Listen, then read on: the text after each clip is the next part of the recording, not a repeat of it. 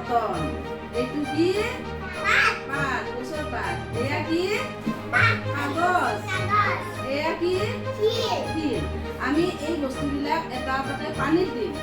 কোনটো বস্তু পানীৰ তলত থাকে ডুব যায় আৰু কোনটো বস্তু ভাহি থাকে তোমালোকে ক'ব লাগিব হ'ব আপোনাক দিলেহে গম পাবা এতিয়া মই এই কৰিছোঁ এইটো কি হয় শিল শিলটো ক'ত থাকিল তলত এইটো কি হয় এইটো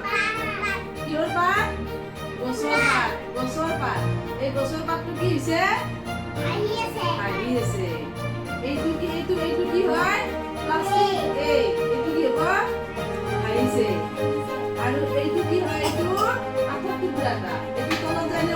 ওপৰতে আছে পাতল এইটো আৰু এইবিলাক কি এয়া কি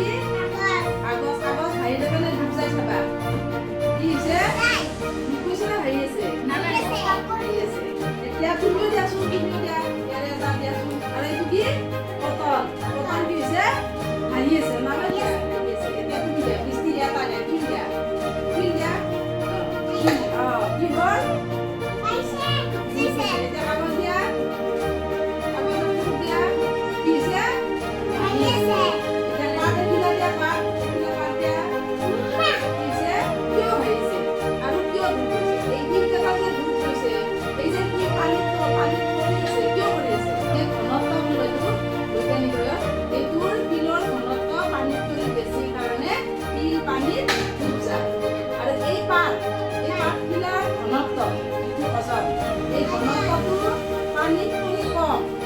মানে এইবিলাক পাতল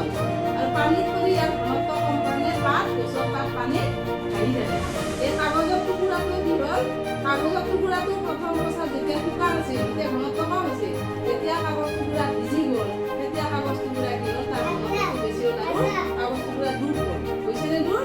সেইকাৰণে এইটোৰ ঘনত্ব কি পানীত কৰি কম সেইকাৰণে এইটো কম কাৰণে এইটো ভাহি থাকে আমাৰ এই যিবিলাক বস্তুৰ ঘনত্ব পানীত কৰি কম সেইবিলাক বস্তু পানীত ভাহি থাকে আৰু যিবিলাক বস্তুৰ ঘনত্ব বেছি যেনেকৈ শিল কাঠৰ ডাঙৰ টুকুৰা আৰু অন্যান্য ওজন থকা বস্তুবিলাকৰ ঘনত্বটো বেছি কাৰণে পানীত কি হয় ডুব যায় হয়নে আমি ইয়াৰ পৰা কি বুজিলোঁ যিবিলাক বস্তুৰ ঘনত্ব বেছি তাত সি পানীত ডুব যায় তাতে যদি এতিয়া মিঠাতেল দিওঁ এই মিঠাতেল কি হ'ব পানীত ভাহি থাকিব কিয় ভাহি থাকিব কাৰণ মিঠাতেলৰ ঘনত্বটো অধিক এই পানীত যদি কম